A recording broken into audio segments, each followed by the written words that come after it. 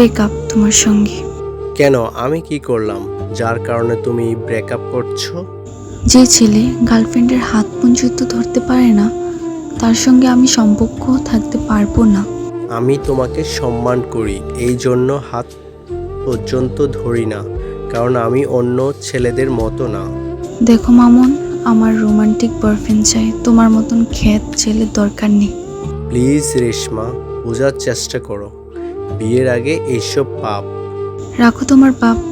যে ছেলে গার্লফ্রেন্ডের সঙ্গে একটু রোমান্স করতে পারে না, সে নাকি উফ।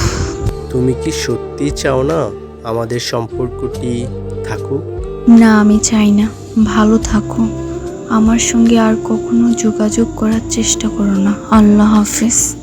এই কথাটি বলেই রেশমা চলে যায়, আর সেটা মামুন নিশ্চুপ হয়ে দেখতেছিল। 5 বছর পরে হঠাৎ একদিন হাসপাতালে দেখা হয়ে যায় মামুন ও রেশমার সঙ্গে।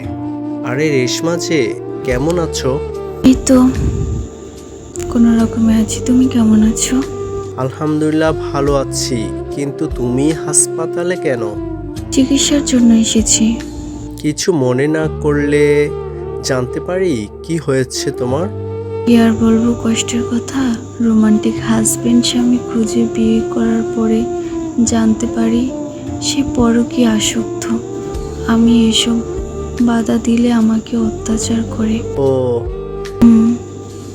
সেদিন তোমাকে ছেড়ে না যেতাম, তাহলে হয়তো আজ এমন ঘটনা মুখে পড়তাম না।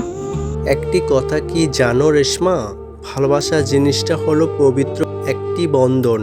আমি চাইতাম আমাদের ভালোবাসাটা পবিত্র থাকুক, কিন্তু তোমার তো রোমান্টিক ছেলে দরকার ছিল। আজ দেখো, বেশি রোমান্টিকতা হলে কি হয়। আসলে আমার কপালটাই খারাপ। তোমার নিজের কপাল নিজেই খারাপ করছো। শোনো, একটি কথা বলি, সুন্দরভাবে জীবন যাপন করতে চাইলে তোমার স্বামীকে ডিভোর্স হয়ে ভালো একটি ছেলে দেখে বিয়ে করিও। আল্লাহ হাফেজ। দেখি কি হয়। আচ্ছা, তুমি বিয়ে করছো? আলহামদুলিল্লাহ, বিয়ে করেছি। আমাদের কোল জুড়ে একটি পুত্র সন্তানও আছে। আমার জন্য দোয়া রইল। ঠিক আছে, আসি। আল্লাহ হাফেজ। ওকে, আল্লাহ হাফেজ।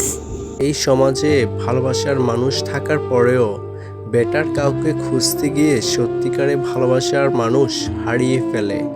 আমাদের সুন্দর সুন্দর গল্পগুলো পেতে চাইলে অবশ্যই আমাদের ইউটিউব চ্যানেলে সাবস্ক্রাইব করুন। ধন্যবাদ।